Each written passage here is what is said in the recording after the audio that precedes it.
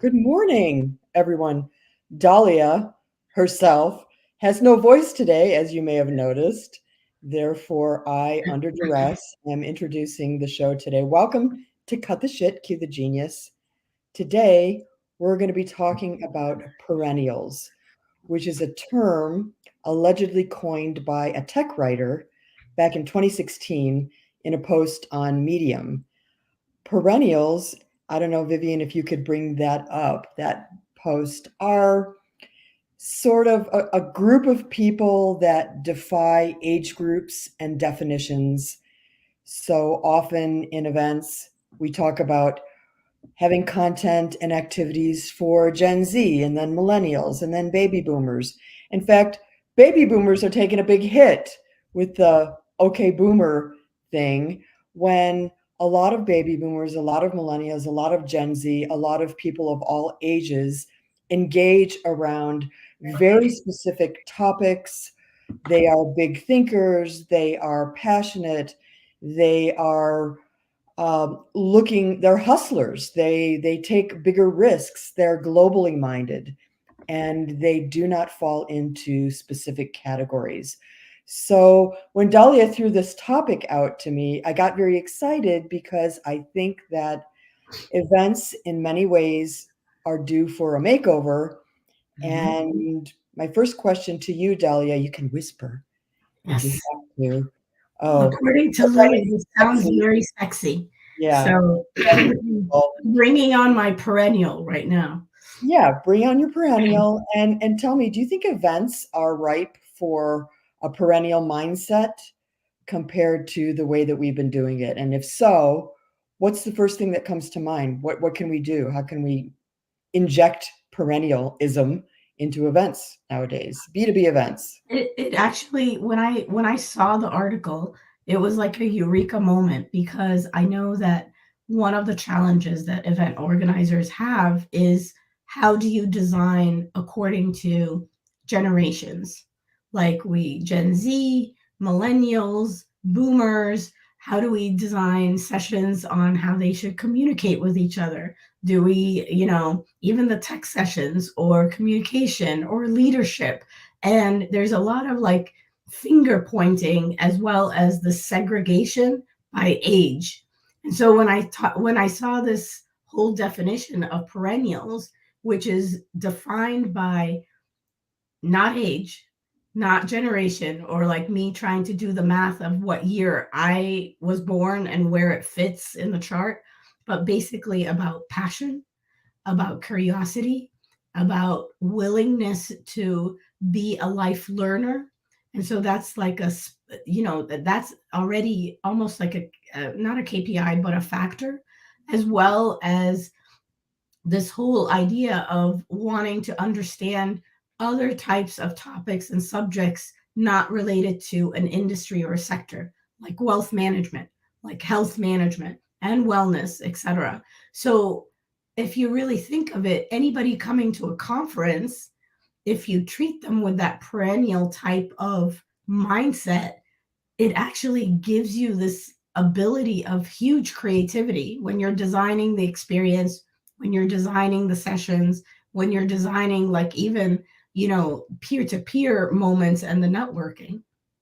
So before we went on air, you were calling out the names of some people that are perennials, Yes. people that kind of blazed a trail, that defied definition, and name some of those people because maybe that'll help our audience understand what we're talking about. All right. So the minute I read the article, the perennials that came to mind, especially on the tech side or event tech side, Jim Spellos and Corbin Ball. So they defied any ageism. They defied any whatever label that they are supposed to be in, depending on the year. We're not going to talk about like what year they were born, but it's not about that. They are totally curious about technology and they have led the way. They are the trailblazers, no matter what age it is. But what they did really, really well is they showed it through the passion of educating others. Mhm. And they did not stop. They're not even stopping now. Like Jim Spellos recently was in New Orleans talking about AI and entertainment travel. Like, what? Bring that here. What are you doing? Not like talking to us about that.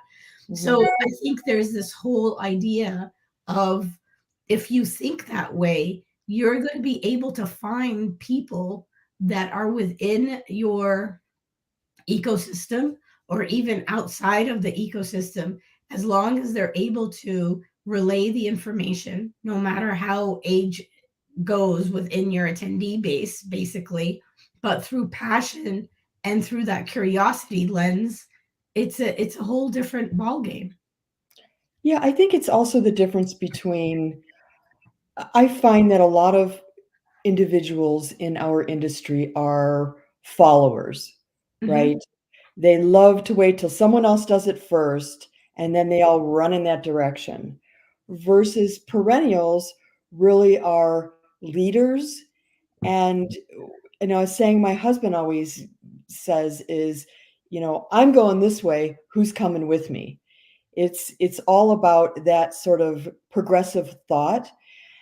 I'm also thinking, is it a politically progressive posture to be a perennial, or can more conservative people, more traditionalists also be perennials? Because it really is about big thinking, and that could go either way. I don't know. So What do you think here's about here to piggyback on what you just said. First, my answer is yes. But to piggyback on what you just said, I also believe perennials, if they are not driving within a tribe, which is what, or a community, if you want to use that word, within an event, and they seek other perennials, they will bounce, they will leave. So, that? like, even your young influencers right now that have a political stance or a social stance, if they don't like where they're at, they're going to go somewhere else. Yeah.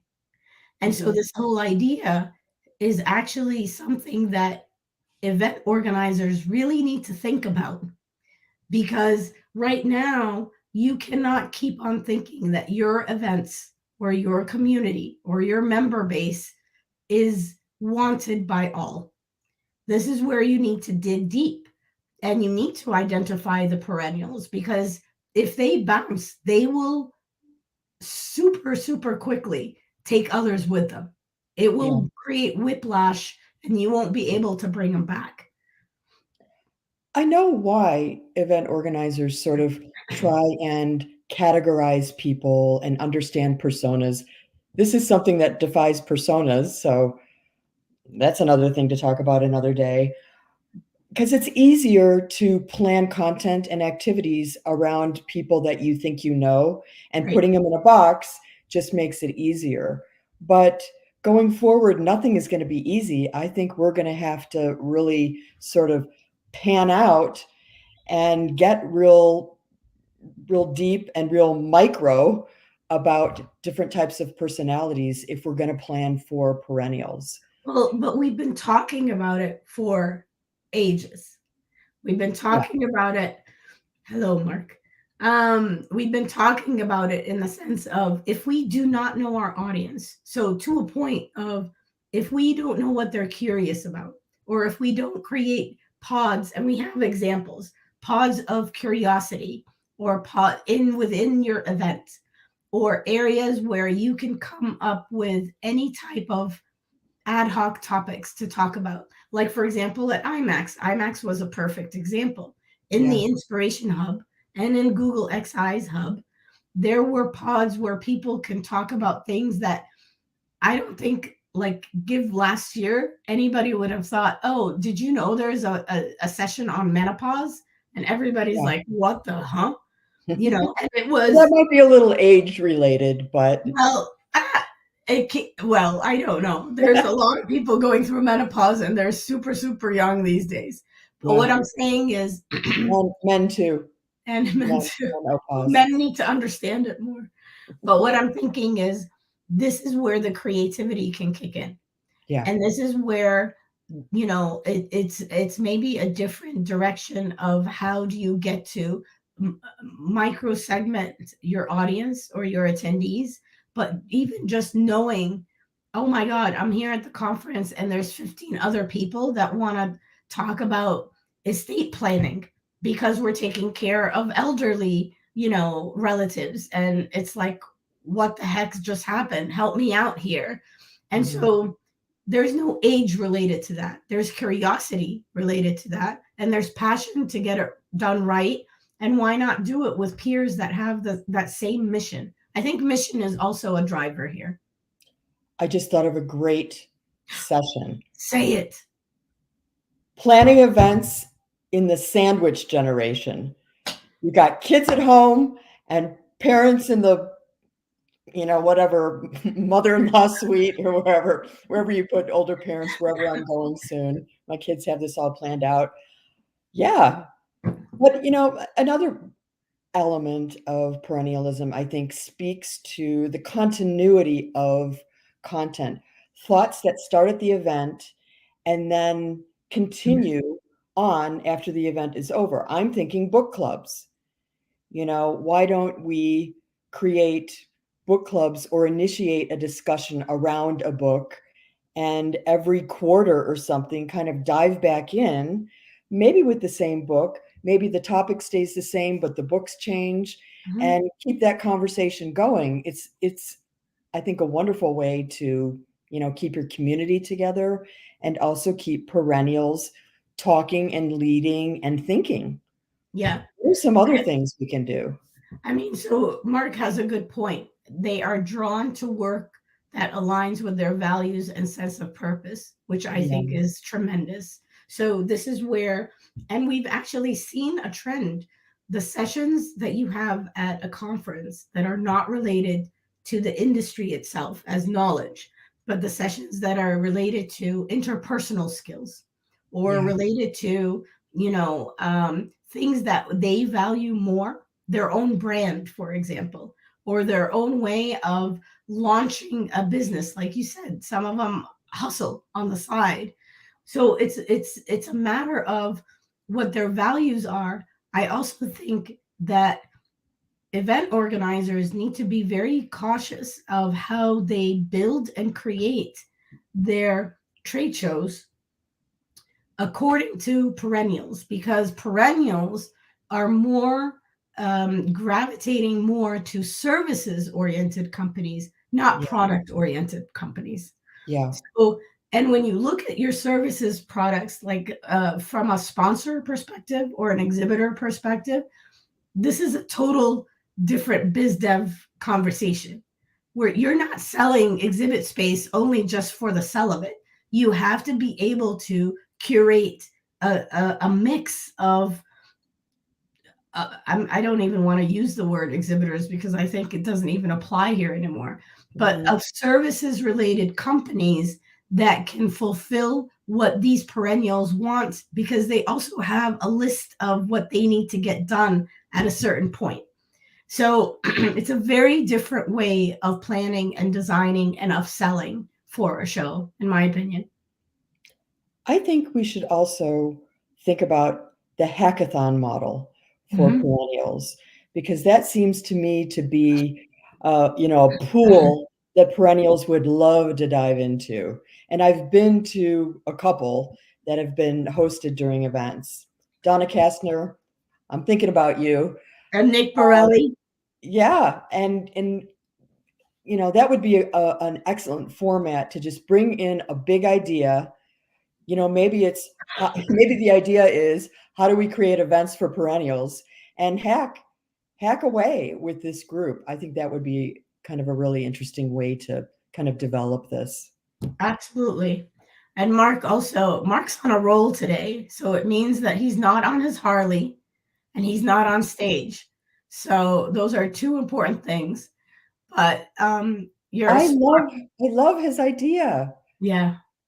Kind of, yeah, because who do we go to when we, can't work something on Instagram?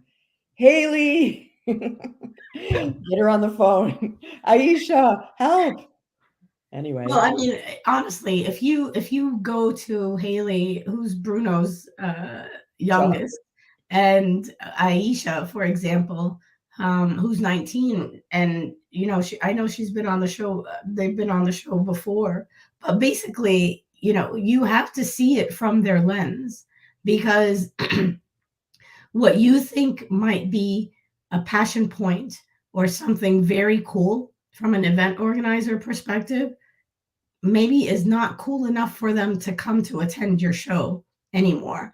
So this is where you have to flip the script and not design for yourself or for, obviously revenue goals and all of that have to be taken in mind.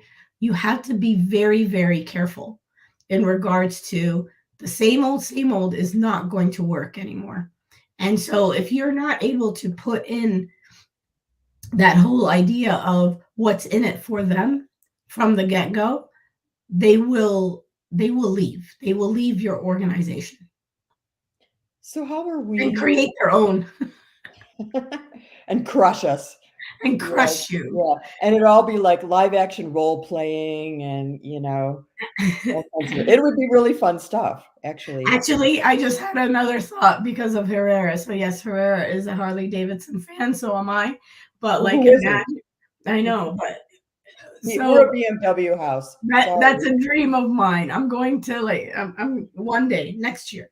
But Oh, I could so see you pulling into IMAX on your Harley, total leather, a leather chick with chaps and the whole 9 yards, and that's the walking in visual. and owning that place. But So, can you okay. imagine if Mark Herrera actually had like a bunch of attendees that are on Harleys that have like the headphones in, and they are having a huge discussion about security and safety Yeah. just right there, and it's being recorded, and it's just a bunch of them having a ride on a beautiful, beautiful fall day.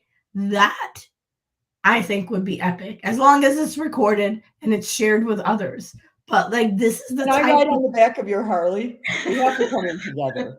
That would be so good. That of would be so good. I'm in Dallas. Bruno and I are in Dallas next month in December, Mark. So that's a date. But How this are is we this gonna what's the effort look like to suss out the perennials in the industry? We think we named a couple. We think we know who some of them are. I think Soraya Herbert on our team. I think she's a perennial. Mhm. She's a youngin, but she's a sprout. She's a Yeah. perennial sprout. She spans the age group. She's clever and creative. She's a hustler, and she go goes. We got to find more of those, But I right? mean, How do we do it? but if you think of it, they're not shy about their passion. Right. So it's a simple question. Hey, Corbin, what are you passionate about? And what do you want to do with it if you're at an event? Yeah. Those are just two simple questions. And I think the other thing is it is for everybody's benefit Hmm. that you try to seek out the perennials and your first timers as attendees. Because if you're not able to seek out the perennials that are coming to your event for the first time or your first webinar, for example, and not asking them those two questions so that you can embrace them, see how you can have them be part of the design itself of your Hmm. show, you're going to lose them. Do you think if activations and content that appeals to perennials becomes very micro focused and maybe touches on somewhat obscure topics because that's what perennials are into, if the mainstream attendees and sponsors and stakeholders will object, or they'll think that's really cool and maybe go and investigate. But because I think sometimes the argument for staying with the status quo is, oh, people will be upset, it's out of the norm. We're not here to have fun. We're just here to learn about whatever topics that help us professionally. Do you think it would upset the apple cart too much? I don't think so. If you shape it and design it that it's like give it a cool name, sexy name, whatever it is, as a Hmm. corner, a meetup corner. and you put like a list of different topics, or even if it's a whiteboard and people actually, obviously it has to be like not politically correct, but here's the thing, they're going to have those conversations anyway, as long as it's in a spot, and maybe it's like an additional spot on the show floor or outside the show floor or before even the conference opens, like it's coffee and chat, and here's what we're going to be chatting about. I think what you're doing is, especially these days, you're not being tone deaf. Right. Everybody's having some sort of, they need some sort of outlet to talk about something, and it's not always negative. Like for example, at IMAX, there were some people that wanted to talk about what's happening politically. They need a spot for it, and I think what you might need is some strong facilitator Yeah. just in case. But honestly, people are looking at wanting to be better from a health perspective. So there's commonalities that you can totally go gangbusters on, and you'll Mhm. be fine. From a wealth perspective, like the whole idea of the trends right now, where even the young ones don't want to own their own homes and this and that, and you know, or want to still be digital nomads. I like, how do you discuss that with your C-suite, or do they just like leave the company, etc.? Why isn't it something that we're helping with those conversations? Like when we do, it's kind of funny, and Carrie Kelly will attest to this, is when we're doing LinkedIn profiles and we dig deep and we're talking about their careers or the hustle that they have on the side that is actually their passion point, and they end up ugly crying because they didn't think that this corner was going to be like, an area where they can just let loose, where they can just talk to someone.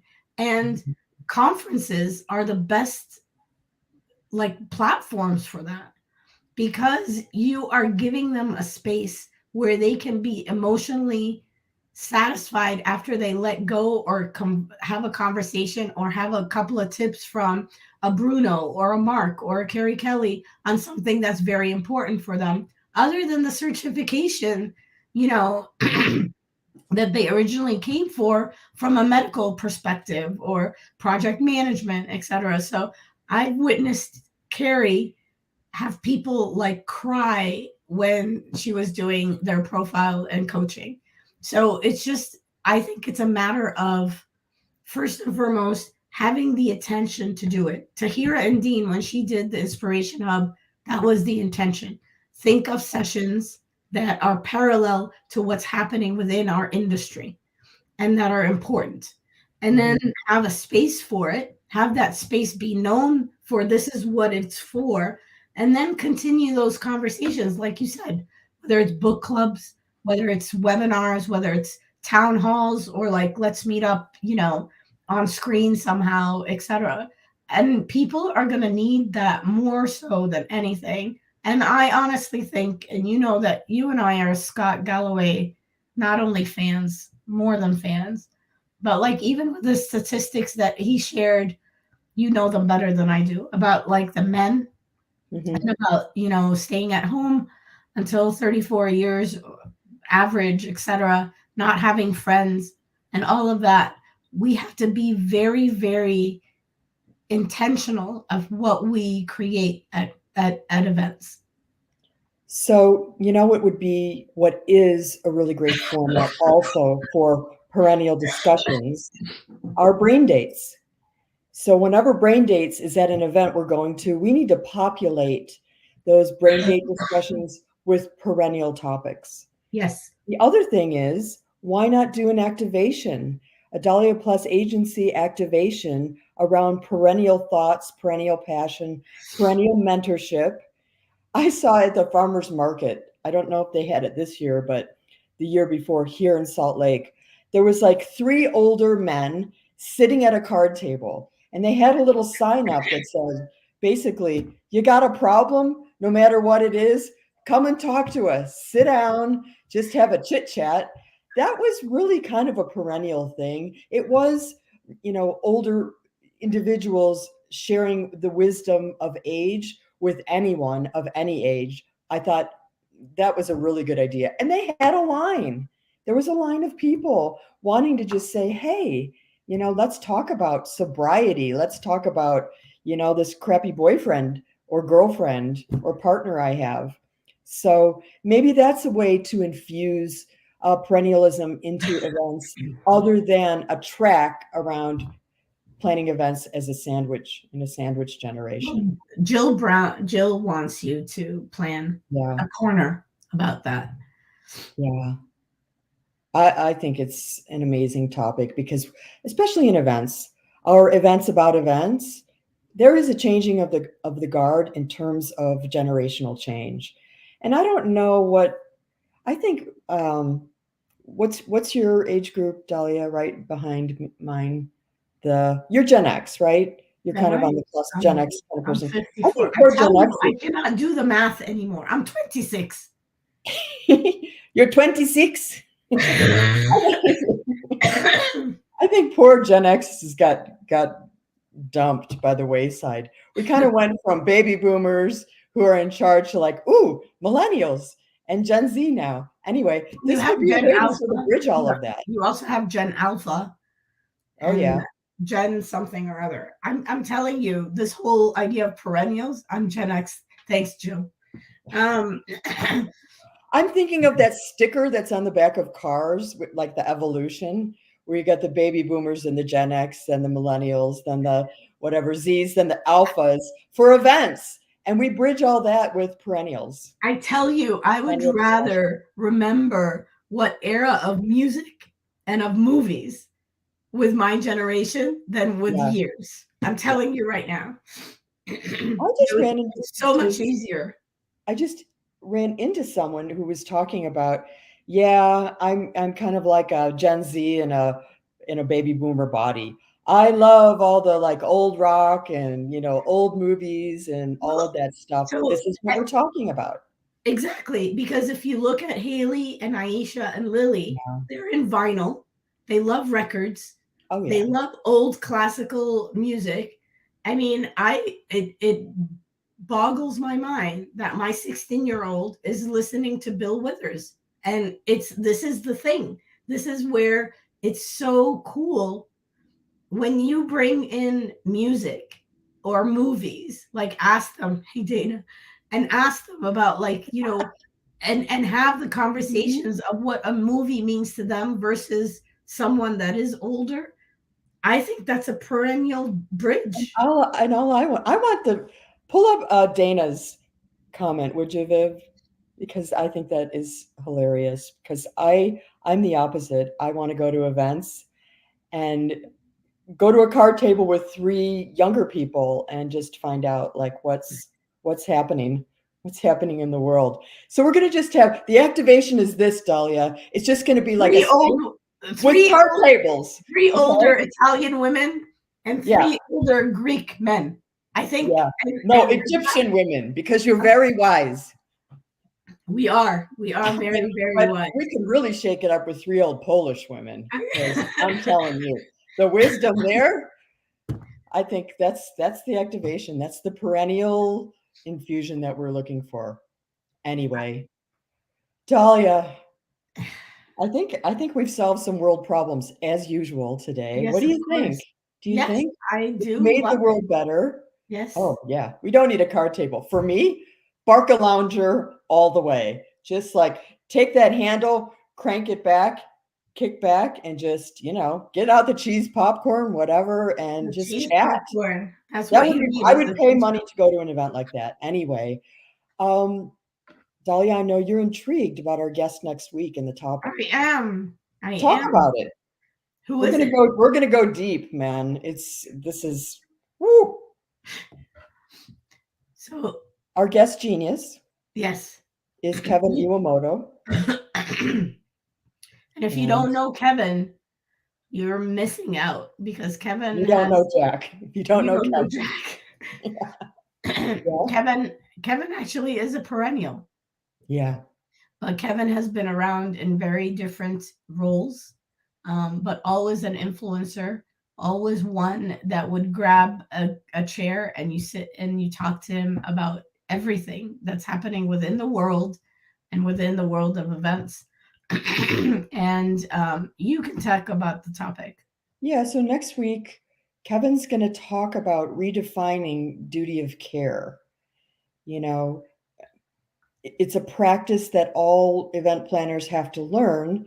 And it's especially relevant in an era now that is politically charged, politically divisive, where we have states mandating and making laws that actually discriminate against ethnic groups and marginalized communities. So, what does duty of care at an event mean when the world is literally going to hell in a handbasket, and planners have to plan for more than hurricanes and pandemics and, risks that, we thought of before, and now we have to think of new things. And how do we keep everyone safe mentally and physically now that it's just a very different world? And Kevin's going to Totally take is. us through Yeah. this. And I would love if Mark can join us as one of our audience geniuses as well, because this is his area of security and safety as well for venues.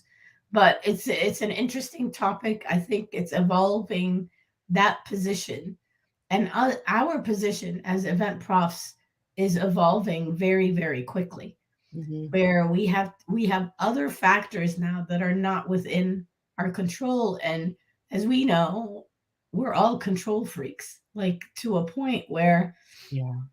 it's a lot right now. And um it is an important topic, that's for sure. So thank you, Mark. So by Dallas, hopefully, Dahlia, your voice will be back Of in prime course. form. Although I'm loving that smoky, That sexy whole thing you got thing. going on right Yeah, now. That yeah, scratchy, I got it. I got whatever. it. Hmm. What was that song? Betty Davis Eyes. Who was that woman that sang that? Anyway, I want to thank everyone for joining us Thank you. today.